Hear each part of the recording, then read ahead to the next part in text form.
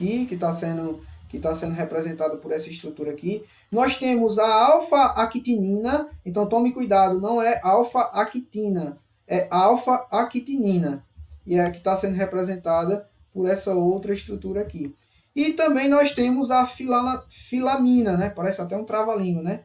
Filamina, que é essa estrutura que está sendo representada por essa imagem aqui, tá bom? Então, a proteína de actina, ela pode formar redes dentro da célula e ela pode formar feixes dentro da célula para a constituição do citoesqueleto. Lembrando que o microfilamento é uma das estruturas que vão formar o citoesqueleto celular, beleza? Então, para que ela adote esses dois formatos, tanto de rede como de feixe, ela precisa de auxílio, ela tem que ser auxiliada. E ela é auxiliada por esses tipos de proteínas aqui que eu acabei de citar para vocês, que são chamadas de proteínas organizadoras, beleza? Que também estão sendo representadas por essas três imagens aqui, para que vocês possam verificar a associação mais facilmente nos próximos esquemas que eu vou falar para vocês, tá? Então, vamos lá. Então, aqui nós temos o nosso primeiro esquema, né? Como é que a proteína de actina ela pode estar? Ela pode estar no formato de rede. E aí, quando ela está no formato de rede, ó, preste atenção, ela está em vermelho aqui, ó, proteína globular em vermelho. Para que ela fique nesse formato de rede, né? Para que ela fique nesse formato de rede, parece muito, essa estrutura aqui parece muito, pessoal, com aquelas telas, né? Aquelas telas de arame, né? Aquelas telas de arame de galinheiro, né? Então, tipo, parece muito com um mosquiteiro, né? Parece muito com a estrutura de um mosquiteiro. Então, se você pode prestar atenção que essas estruturas aqui, ó, parecem muito uma tela, né? Uma tela de arame, uma tela de mosquiteiro, né? Aquelas telas verdes, né? Que a gente bota nas caixas d'água para evitar a entrada de mosquito da dengue, né? Na nossa caixa d'água. Só que para que ela fique com esse tipo de formato, ela precisa de um auxílio, né? E qual é a proteína organizadora que vai auxiliar ela, né? Para que ela mantenha esse formato? É a filamina, beleza? Então, a actina ela pode ter formato de rede e formato de feixe. Entretanto, esse formato de rede ela só é garantido através dessa proteína filamina, beleza? Ah, professor, o que é isso aqui? Dímero de filamina, professor. É porque essa filamina ela é formada por duas estruturas, duas cadeias. Então, se ela é formada por duas cadeias, duas estruturas, ela é chamada de dímero, tá bom? Então, ó, só para como é que diz, pra gente recapitular. Microfilamentos são as estruturas do citoesqueleto que tem o diâmetro mais fino dentro do citoesqueleto celular, certo? Eles são formados por proteínas globulares. O que são proteínas globulares? Proteínas no formato de esfera. O crescimento quando essas proteínas globulares elas vão se associando, elas vão formando um feixe. E a posição em que esse feixe ele vai aumentando é chamado de zona positiva ou sítio positivo. O local onde esse feixe ele vai diminuindo, ele vai se degradando, ele vai se quebrando, vai se perdendo, é chamado de zona negativa ou sítio negativo, tá certo? É onde você está tendo a perda dos glóbulos de actina. A actina, na estruturação da célula, ela pode estar no formato de rede e no formato de feixe. E só que para que ela adote esses dois tipos de formato, ela precisa de outras proteínas que vão auxiliar nessa estruturação. Essas proteínas são chamadas de proteínas organizadoras. E aqui, finalmente, a gente chega na actina quando ela está no seu formato de rede. Para que ela adote esse formato de rede, ela precisa da associação com a proteína filamina, a proteína organizadora filamina. Não se preocupem, pessoal, que eu vou mostrar aonde é que essas estruturas de rede elas vão estar presentes dentro de uma célula e qual a função, tá bom? Vamos mostrar no finalzinho dessa explicação dos microfilamentos. Outro tipo de forma, né, que as actinas elas podem tomar é o formato de feixe. Só que esses feixes ele pode ser de dois tipos. Ele pode ser feixe que a gente chama de feixe contráctil, e ele pode ser também o que a gente chama de feixe de sustentação, beleza? Então, ó, o feixe contráctil, esses filamentos de actina, eles são mais distantes um do outro. Já nos feixes de sustentação, os filamentos de actina, eles são mais próximos um do outro. Então, por exemplo, se é uma estrutura que garante sustentação, essa estrutura ela tem que ser formada pelo maior número de feixes de filamentos de actina possível. Então, por isso que nesses feixes de sustentação, nós temos uma maior quantidade de filamentos de actina por área, ao contrário do que acontece com os feixes de contração, os feixes contrácteis, certo? Esses feixes contrácteis, eles garantem a contração celular, consequentemente, eles podem ajudar na movimentação e na locomoção da célula, tá certo? Só que para isso eles têm que ter uma distância razoável entre eles. Esses feixes de actina, eles têm que ter uma distância razoável entre eles. Quem é que garante essa distância razoável entre eles? É as proteínas de alfa-actinina, beleza? Eu não falei para vocês que os formatos de rede de feixe são garantidos pelas proteínas organizadoras. Então, o formato de rede é garantido pela filamina, e o formato de feixe contráctil é garantido pela alfa-actinina, beleza? Uma outra característica também, pessoal, esses feixes contrácteis, é que eles podem participar também, juntamente com a associação com a proteína miosina, no processo que a gente chama de contração muscular. E já os feixes de sustentação, pessoal, se ele forma estruturas, essas estruturas elas precisam de uma sustentação, então natural que essas estruturas que precisem de uma certa sustentação, de um certo suporte, elas tenham que ser fabricadas, tenham que ser formadas pelo maior número de feixes, né, de filamentos de actina. E aí esses filamentos de actina, eles são separados através das proteínas fimbrinas. Então, uma diferença entre feixe contráctil e feixe de sustentação é a distância dos filamentos de actina. Então, nos feixes contrácteis, os filamentos de actina eles estão mais distantes, garantidos por quem? Pela proteína alfa-actinina. E nos feixes de sustentação, as proteínas, os filamentos de actina, eles estão mais próximos um do outro, mas só que eles são separados, essa separação entre eles é garantida pela proteína fimbrina, tá certo? Uma questão importante é que esses feixes de sustentação, eles podem formar as nossas já conhecidas, né, que a gente falou no início da aula, as nossas microvilosidades. Eles podem formar, eles participam da sustentação, não é isso? Das microvilosidades e desses filipódios aqui que eu vou mostrar no próximo slide, que seriam esses filipódios, certo? Então, quais são os 3 tipos de estruturas que a actina ela pode se organizar dentro da célula? Então, ela pode estar no formato de rede, ela pode estar no formato de feixe de contração e ela pode estar no formato de feixe de sustentação.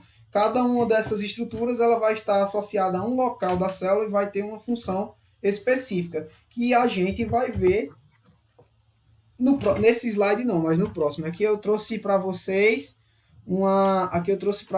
um aumento, né, de uma microvilosidade. Então aqui ó, tem uma imagem de microscópio de varredura e aqui nós temos as microvilosidades. E aqui nas microvilosidades nós temos um esquema que mostra como é que essas microvilosidades elas são sustentadas, não é isso?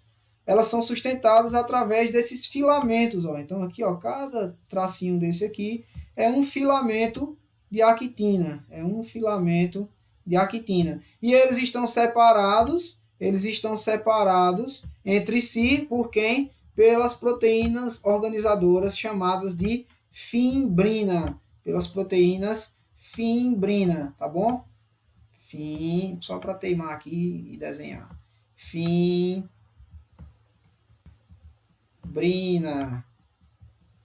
Beleza? Para vocês rirem do meu desenho. Se vocês não rirem dos meus desenhos, não vale a pena dar essa aula. Beleza? Então, vamos aqui. Então, vocês podem perceber que esses microvilosidades, elas são formados por microfilamentos de actina. E entre cada filamento de actina, nós temos a separação garantida pelas proteínas organizadoras fimbrinas, beleza? Só para título de entendimento de como é que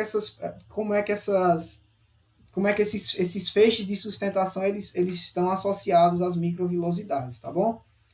E aqui, pessoal, eu trouxe por último o esquema de uma célula mostrando cada estrutura, né, cada estrutura de associação de actina. Então aqui os feixes contrácteis, eles estão posicionados mais para o interior da célula e eles garantem a contração da célula. Essa contração, pessoal, ela serve quando a célula está sofrendo algum impacto, quando a célula está sofrendo com alguma força externa. Então a célula ela se contrai para tentar se defender, tá certo? Para tentar absorver esse impacto que ela possa estar a vir receber. Nós temos também as redes, né? As redes de actina. Essas redes de actina, elas fornecem tipo uma sustentação, né? Para manutenção do formato da célula. E por último nós temos, né? Os feixes, né? Os feixes que a gente chama de sustentação, que participam da formação desses filipóides. O que são esses filipóides? São projeções que são formadas pela célula para englobar a substância. Então, digamos que eu tenho uma substância aqui que ela necessite ser englobada pela célula no processo de endocitose, tá bom? Então, ela necessita ser englobada. Então, como é que a célula faz? Ela não tem boca. Essa estrutura aqui é uma estrutura muito grande, ela não vai passar pelas proteínas, muito menos ela não vai passar pelos espaços entre os fosfolipídios. Então, o que é que acontece? Então, é semelhante a uma gelatina, ela vai criar esses falsos pés, né, esses filipódios, essas projeções e engloba, né? Engloba toda essa estrutura aqui e joga essas estruturas para o interior da célula para que elas possam sofrer um processo de digestão celular, beleza? Então é como se fossem umas mãos assim agarrando e englobando, como se fossem dedos de umas mãos, né, de mão agarrando e englobando essas estruturas que são grandes demais para entrarem na célula pelos espaços dos fosfolipídios ou pelas proteínas transportadoras, beleza? Aqui, pessoal, a gente só para dar um fechamento, né, nos microfilamentos, a gente vai falar um pouquinho sobre um outro tipo de microfilamento que é a miosina. Essa miosina são proteínas motoras, né, e elas são de 17 tipos, só que o principal tipo que a gente mais escuta é essa miosina tipo 2, que ela está associada com a contração muscular. Então, essa miosina, juntamente com filamentos de actina, elas participam da formação dessa unidade motora que está na célula muscular, que é chamada de sarcômero, beleza? Que é chamada de sarcômero. Esse sarcômero, né, pessoal, ele é formado por filamentos de actina e por esses filamentos maiores, que é o filamento de miosina, esses filamentos mais grossos, que é o filamento de miosina. Esse filamento de miosina, ele garante a contração quando ele puxa, né, para a parte central do sarcômero, ele puxa esses filamentos de actina, fazendo com que essa unidade de contração ela diminua a sua área. Consequentemente, quando várias unidades de contração diminuem a área, nós vamos ter um processo de contração muscular. Isso aí é só um adendo para vocês, se vocês quiserem pesquisar mais. Eu não vou me aprofundar muito, porque esse já é assunto da disciplina de fisiologia. Então a gente não vai se adentrar muito nisso, não. Só para vocês saberem também que dentro dos microfilamentos, além da actina, nós também podemos ter a miosina e que a associação de miosina e actina formam o sarcômero, que é a unidade de contração da célula do tecido muscular, tá certo? Depois, pessoal, a gente vai falar agora dos microtúbulos, né? Então, vocês podem até parar para pensar, professor, mas o senhor disse que os microfilamentos são os mais espessos, são os mais finos, né? São os filamentos mais finos, e os microtúbulos, eles são os mais grossos, têm um diâmetro mais grosso. Por que o senhor não fala logo do filamento intermediário? Por que eu vou falar logo do microtúbulo? Porque o modo de estruturação do microtúbulo e dos microfilamentos é similar. Por quê? Porque ambos são formados por proteínas globulares, beleza? Enquanto os microfilamentos são formados por actina, os microtúbulos são formados pela tubulina, pela associação de tubulinas. Então nós temos a tubulina beta e a tubulina alfa formando esse dímero, né? Ah, professor, lembro o que é dímero, o senhor falou na aula de hoje, o que é dímero? É a associação de duas estruturas, dímero vem de dois, né?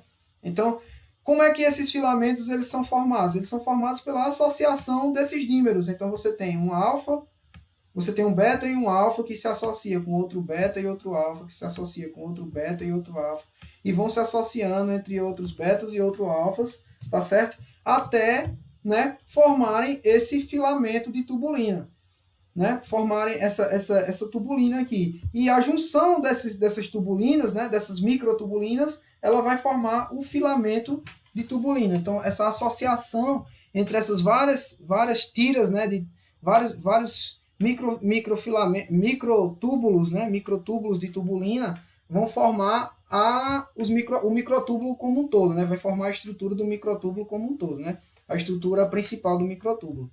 Então, outra característica, né, é o processo de associação, né? Então você tem uma estrutura alfa com a estrutura beta e ela está ligada a uma molécula chamada GTP. Essa molécula GTP ela é similar à molécula de ATP, tá certo? ATP, ela é similar à molécula de ATP. Quando ela sofre uma reação química, ela passa de GTP para GDP. E nesse processo ela libera energia.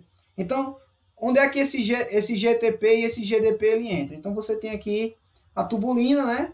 A parte alfa e a parte beta, ela vai se associando com outras partes alfas e outras partes betas, e outras partes alfas e outras partes betas.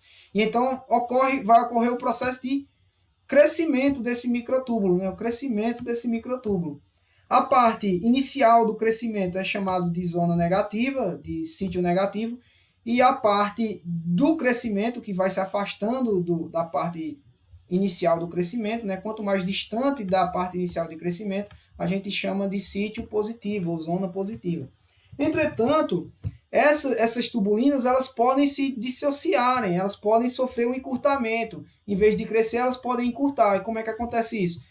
Quando essas tubulinas elas estão fixas umas com as outras, essas duplas, elas estão fixas umas com as outras, elas têm uma grande adesão, elas estão presas com uma grande força. E para que elas se soltem, elas precisam gastar energia. E aí, para que elas se soltem, acontece o quê? A transformação desse GTP em GDP, liberando energia, e com a liberação de energia, essa estrutura ela consegue se soltar, tá certo? Posteriormente, se ela quiser se associar novamente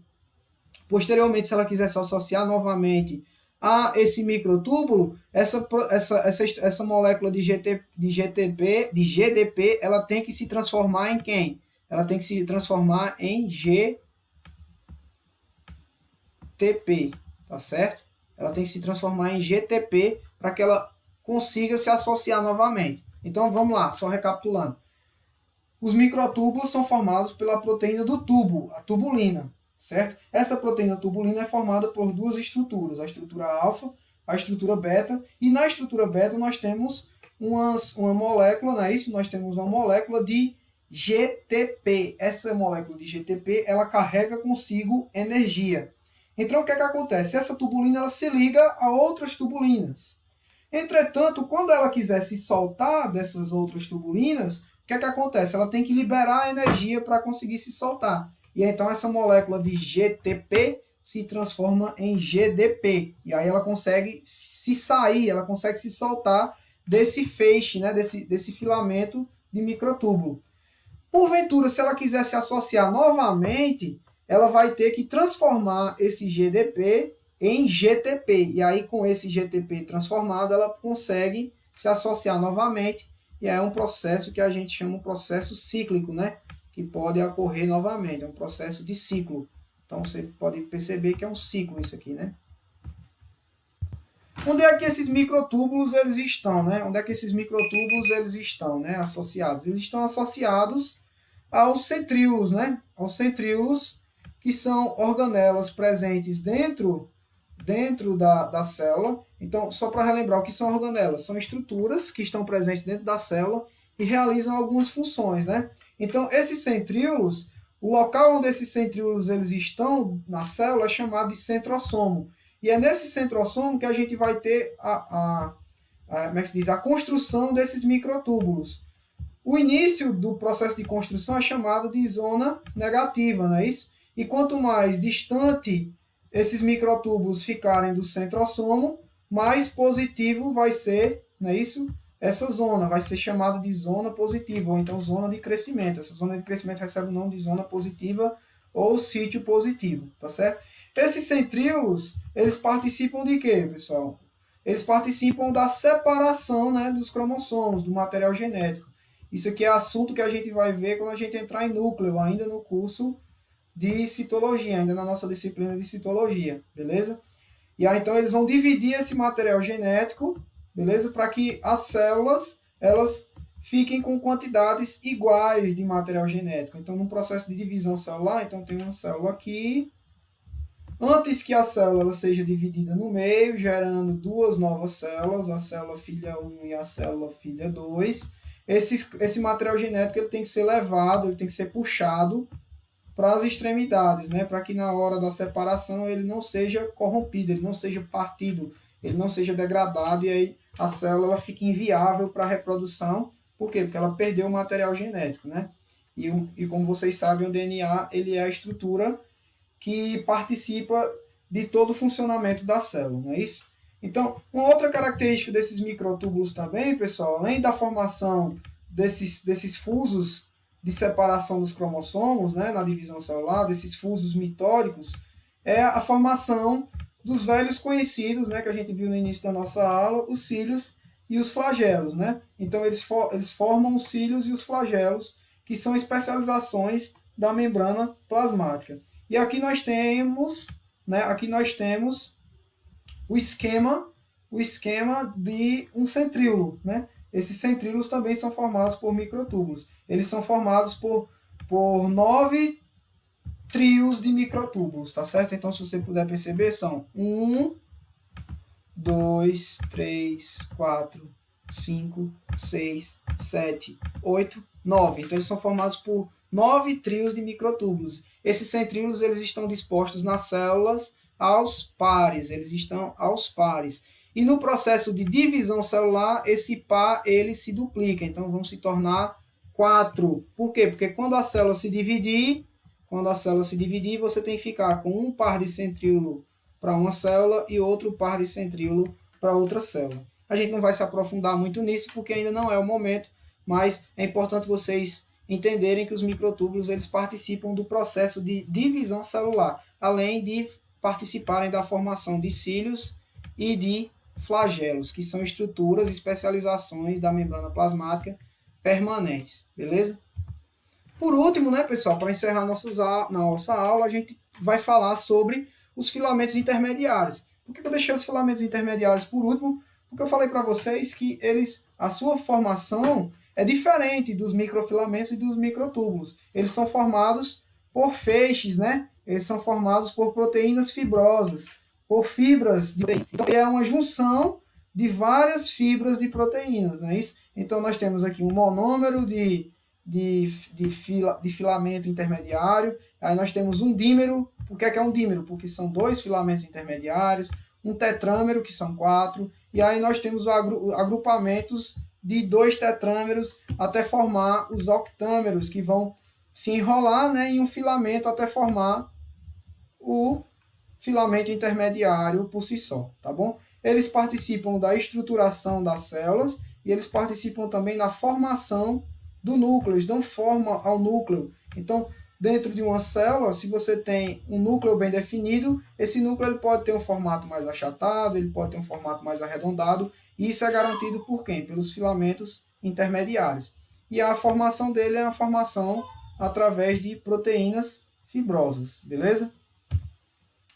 E só para encerrar, a gente vai falar aqui só um pouquinho sobre os principais tipos de filamentos intermediários. Então, nós temos a vimentina, nós temos filamentos intermediários nucleares, que a principal deles é a laminina, que vai participar da formação da estrutura do núcleo. Os filamentos epiteliais, né, que vão estar presentes no nosso tecido da pele. E os filamentos axonais, que vão estar presentes, né, nos neurônios do nosso tecido nervoso, beleza? Então a gente vai encerrando por aqui, pessoal. Vou enviar para vocês e bom estudo.